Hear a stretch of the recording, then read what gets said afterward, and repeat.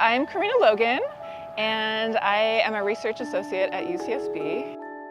So we're here at Leadbetter Park in Santa Barbara, California, where we are researching great-tailed grackles for the Grackle Project. So this is where we did the first study on the grackles, and we learned that they're extremely behaviorally flexible compared to other species, including compared to corvids, which are birds in the crow family.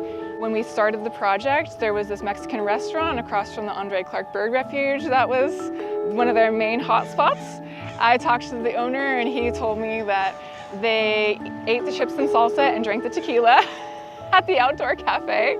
We tend to think of urbanism as having happened in the last 200 years with industrialization, but this species is originally from Central America, and for many thousands of years they have actually had urbanism in Central America, and they have been expanding their range themselves up north and south. They wouldn't be considered an invasive species because invasive species are considered to have been introduced by humans to a particular area, and since they've been introducing themselves, I guess they become native to the places they go.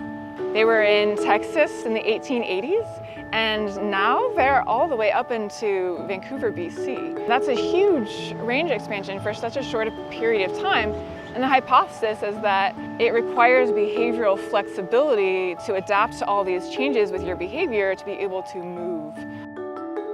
Reversal learning is the test that I use to measure behavioral flexibility, and what I do is color preferences. So how it works is I have two feeders.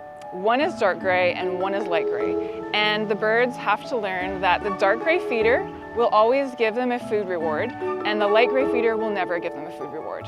And I look at how many trials it takes them to learn to prefer the dark gray feeder. And then once they have that preference, I now make it so that the dark gray feeder is never rewarded and the light gray feeder is always rewarded. And I look at how many trials it takes to reverse their color preference. And it's that reversal that's the flexibility measure. And then how we train them to be even more flexible is we keep reversing them and reversing them and reversing them until they get really fast at reversing. The flexibility trained grackles, they were more innovative afterward, they were more flexible in a different context, and they were better at foraging in the wild afterward. And so we thought, oh my gosh, this is exciting because it's a species that's really successful at living with humans, and a lot of threatened and endangered species are having a hard time because there is so much human modification of the environment. So can we take the grackle success strategies and apply them to threatened and endangered species and see if it helps them survive in human-modified environments? And so what I wanted to do was make it so that other people can take this program and implement it in their species. So that was the big goal of this project here. From what we're learning here, it would be amazing to continue to expand the number of species that we are able to try and help. Maybe individuals in the wild who aren't doing very well, maybe we could implement the training in those individuals in the wild and see if it helps them. So that's something I'm interested in continuing in the future, using the lessons we've learned from the grackles.